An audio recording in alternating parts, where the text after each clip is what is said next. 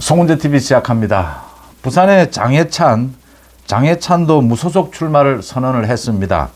경선을 통과했는데 이렇게 취소가 되면서, 공천이 취소가 되면서 여기에 반발해서 대구 도태우에 이어서 장해찬도 무소속 출마를 선언을 했습니다. 무소속 출마해서 당선돼서 당으로 돌아가겠다라고 선언을 했습니다. 이게 4년 전에 김태호와 홍준표를 봅니다. 김태호는 경남에서, 홍준표는 대구에서 무소속 출마를 했고 지금 모두 복당을 했습니다. 그 다음 화성을입니다. 이 화성을의 여론조사 결과가 발표가 됐습니다. 공영훈, 한정민, 이준석 이 3자 대결입니다. 공영훈이 46.2% 민주당입니다. 그 다음 개혁신당 이준석 23.1%, 국민의힘 한정민 20.1%입니다. 민주당의 공영훈이 2배 이상 앞서고 있다. 그 뒤를 지금 2등 그룹을, 이준석, 한정민이 2등 그룹을 형성하고 있다라는 것입니다. 먼저 한동훈 위원장이 오늘 국민들에게 사과를 했습니다.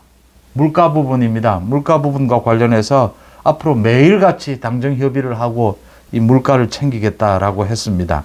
그 다음 어제 퇴근길에 기자들에게 폭탄 선언을 한 것이죠. 이 참 윤석열 대통령의 인사권과 관계가 되는 것입니다.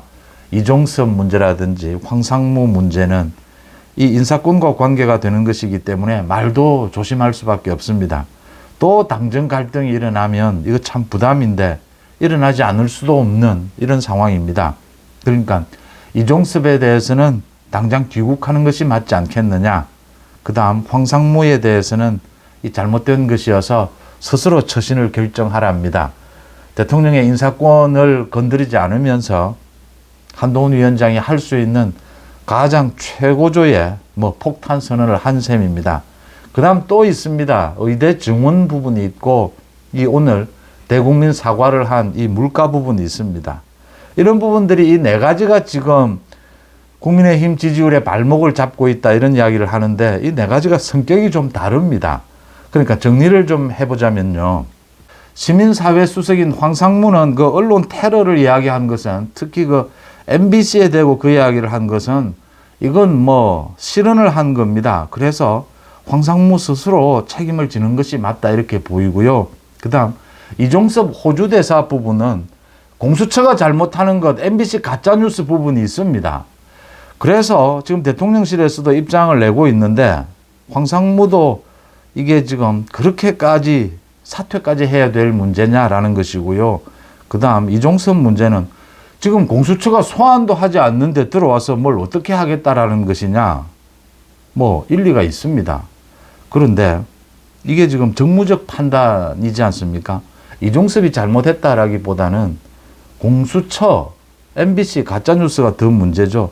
그걸 더 밝혀내기 위해서라도 이종섭이 사실은 깔끔한 것은 사퇴를 하고 깔끔하게 이 공수처와 MBC, 민주당 연결이 되는 이 선거 공작 부분을 밝히는 것이 더 좋지 않느냐라고 보이는데 이건 시간을 두고 밝혀나가야 되는 작업입니다. 물가 부분은 오늘 한동훈 위원장의 말처럼 국민들 앞에 사과를 할 수밖에 없습니다. 그리고 정부는 국민들이 그만두라라고 할 때도 계속해서 물가를 잡기 위해서 몸부림을 쳐야 합니다. 매일같이 대책을 내놓아도 지나치지 않다라고 하는 것이고요. 의대 증원 부분, 지금 교수들이 집단 사직을 하느냐 이렇게 첨예하게 맞서 있습니다. 이 숫자를 2,000명 증원 부분, 이 첨예하게 맞서 있는데 대통령실에서도 일단은 대화를 할 수 있다, 대화를 해야 한다. 2,000명, 이건 과학적인 수치다라는 것인데 대화를 하겠다라고 하는 것은 2,000명 부분도 협의를 할 수 있는 것이다라는 겁니다. 그런데 지금 양측이 워낙 팽팽하게 맞서 있기 때문에 이 시간이 필요한 대목이다. 이 시간을 가지고 좀 조율해야 되는 부분이 있다. 그래서 한동훈 위원장도 이 네 가지 중에서 의대 증원 부분, 이건 이야기하지 않고 있습니다. 세 가지 부분만 짚었고 이 의대 증원 부분은 좀 과정을 지켜봐야 된다라는 것입니다. 도태우와 장해찬, 이 장해찬은 부산이고 도태우는 대구입니다. 무소속 출마를 하겠다라고 했습니다. 제 휴대폰에도 불이 났습니다. 장해찬을 이번에 꼭 무소속으로 당선시켜야 한다. 도태우도 당선시켜야 한다. 뭐 이건 개인적인 것입니다. 송재TV 댓글을 통해서도 장해찬, 도태우가 무소속 출마를 해야 한다. 많은 분들이 주장을 하십니다. 일리가 있다라고 생각을 합니다. 저는 뭐 유튜브는 정보의 바다니까 많은 것들이 있을 수 있다라고 생각합니다. 많은 장르가 있을 수 있다라고 생각합니다. 뭐 여러 가지 주장을 할 수도 있고 또 당에 대해서 국민의힘이면 국민의힘 그 길을 위해서 일하는 유튜브도 있을 수 있다라고 생각합니다. 그런데 저는 송재TV는 이 팩트 사실을 기반으로 해서 진실을 찾아가는 언론이고자 한다라는 말씀을 먼저 드리고요. 개인적으로는 모두 지지를 합니다. 장해찬, 도태우, 뭐 제 주변에 있는 많은 사람들 이게 뭐 지연 학연으로 다 엮일 수밖에 없으니까요. 그런데 쉽지 않을 겁니다. 왜냐하면요, 4년 전에 이 홍준표와 김태호는 말 그대로 지역의 거물입니다. 이 뭐 경남이나 경북, 대구 마찬가지입니다. 가장 경쟁력이 있는 후보들이었습니다. 그걸 공천을 잘못하면서 그 당시에 양산에 홍준표가 가고 또 김태호가 양산으로 가든지 뭐 김해로 가든지 어디를 가든 그러면 낙동강 벨트가 정리가 됐습니다. 그때 이상하게 감정적으로 꼬이면서 제가 4년 전 이야기는 자세하게는 하지 않겠습니다. 그런데 뭐 지역에서 어마어마한 거물입니다. 뭐 전국적으로도 마찬가지입니다. 이 무소속 출마 쉽지 않습니다. 도태우, 장해찬 무소속 출마할 수 있습니다. 또 뭐 해서 나쁠 게 없습니다. 전체적으로 뭐 가장 중요한 것이 총선에서의 승리지 않습니까? 이게 사실관계로 보더라도 비리 집단인 이재명과 조국을 이 정치적으로 심판하는 게 이번 총선의 의미다라고 본다면 이 국민의힘이 많은 것을 잘해가야 하는데 도태우와 장해찬이 무소속 출마를 한다라고 해서 뭐 국민의힘의 전체 판세에 영향을 주지는 않습니다. 그러니까 송재TV 댓글을 통해서도 제가 저에게 묻는 것이 도대체 제가 도태우, 장해찬 이렇게 공천 취소를 한 것은 이 한동훈의 희생, 결단일 수밖에 없었다. 이건 한동훈만이 결단을 내릴 수 있는 뭐 그런 분야다라는 부분을 말씀을 드렸습니다. 그래서 말씀을 하시기를 그러면 장해찬, 도태우가 이렇게 공천 취소를 하면 수도권에서 얼마나 도움이 되느냐, 실질적으로. 장해찬, 도태우의 뭐 막말이라고 하는데 막말 때문에 수도권에서 정말 얼마만큼 손실이 온다라고 보느냐. 이 수치 안 나옵니다. 저도 모릅니다. 한동훈도 모릅니다. 국민의힘 지도부에서도 이 계산 못합니다. 사실 장해찬과 도태우에 대해서 공천 취소를 했는데 이 절차도 굉장히 문제가 많았습니다. 한동훈이 고심을 했느냐라고 하는데 얼마나 고심을 했으면 일주일 동안 한동훈답지 않게 번복에 번복을 거듭했습니다. 장해찬에 대해서도 번복에 번복을 거듭했습니다. 이 뭐 공관위에서의 번복, 말로서의 번복입니다. 그래서 고민에 고민을 거듭하다가 이 뒤집어지고 이래서 절차도 맞지 않았습니다. 또 이러고 난 다음에 이 대안으로 제시한 사람도 대구, 중구, 남구 김기웅 전 통일부 차관, 부산 수영구에는 정연욱 전 동아일보 논설위원입니다. 이 두 사람이 적합하냐 적합하지 않느냐 이건 제가 어제 이미 말씀을 드렸습니다. 뭐 다 경쟁력 있는 사람들이고 경쟁력을 갖출 수 있을 겁니다. 그런데 참 어려운 것은 이 장해찬과 도태우를 공천 취소를 하는 것이 맞느냐 맞지 않느냐, 이 뒤에 또 하문경이라든지 김경률이 설치고 있는 것이 아니냐, 뭐 그 부분 영역이 있을 겁니다. 그런데 이 모든 결정은 누구의 말을 듣고 뭐 누구의 판단이 아니고 한동훈의 판단입니다. 이 판단은 한동훈이 할 수밖에 없습니다. 그래서 한동훈이 지난 일주일 동안 한동훈답지 않게 애매해졌던 겁니다. 이게 이렇게 엮여 있고 윤 대통령의 스타일을 누구보다도 잘 아는 한동훈입니다. 그런데 윤 대통령의 인사권에 도전하는 문제까지가 생긴 겁니다. 이종섭이나 황상무의 경우가 그런 경우입니다. 그래서 이게 고민이 될 수밖에 없었는데 뭐 할 수 있는 최대한의 해법을 내놓은 것이다. 읍참마속 이야기를 계속합니다. 눈물을 머금고 정말 아끼고 아끼는 마속의 목을 베는 그 제갈 공명의 심정이었다 이렇게 보고요. 이 장해찬과 도태우를 이 공천 취소를 한 이 결정이 한동훈의 결단이었듯이 이에 따른 책임도 한동훈이 져야 합니다. 그게 이제 지도자의 몫이죠. 또 그래서 지도자가 결단을 내리면 어렵고 예민한 부분에 대해서 누구도 판단할 수 없는 부분에 대해서 지도자가 결단을 내리면 거기에 대해서 일단은 전쟁 중에는 그 지도자의 결단을 찬성하고 보는 것이 전쟁에 임하는 자세다 이렇게 보이고요. 장해찬 도태우에 대해서 결정을 하면서 가장 고민스러웠던 부분은 그러니까 물가라든지 의대 증원 부분이라든지 이런 지금 논란이 되는 많은 문제에 대해서 전체를 놓고 이 사안이 지금 7가지, 8가지가 있습니다. 대표적인 것만. 이종섭이라든지 황상무 다 마찬가지입니다. 이걸 놓고 어떤 거는 안고 가고 어떤 걸 버릴 것이냐. 이 결정입니다. 이걸 이제 한동훈 위원장의 스타일은 모두 다 깔끔하게 정리를 하는 이게 지금 한동훈의 치밀성이고 한동훈의 이 준비성입니다. 이게 참 제가 늘 말씀을 드립니다만 이게 특수부 검사들의 특징입니다. 기자로 치면 사회부 기자들의 특징입니다. 이 특수부 검사나 사회부 기자들이 어느 큰 기업이나 힘이 센 어떤 권력을 취재를 할 때 가장 조심하는 것이 조그마한 자기의 흠입니다. 조그마한 자기의 흠만 있어도 곧바로 역공이 들어옵니다.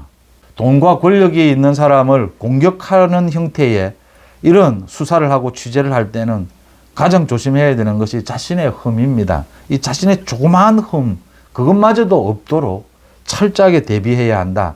이런 특성이 한동훈에게서 보입니다.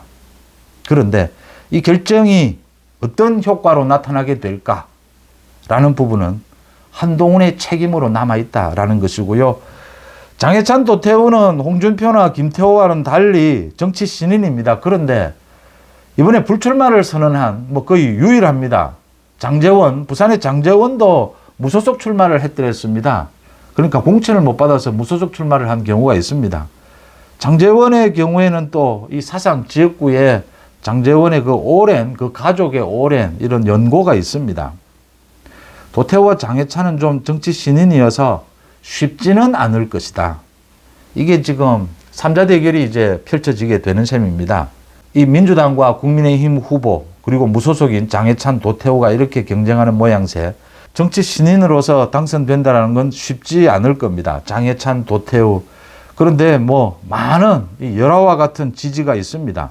도태우 같은 경우에는 벌써 후원금이 꽉 찼다라고 할 정도로 이 영남권의 국민의힘 지지층에 도태우, 장해찬이 가장 대표적인 지금 영남권의 보수 우파의 전사로 떠오르는 이런 또 효과도 있었습니다.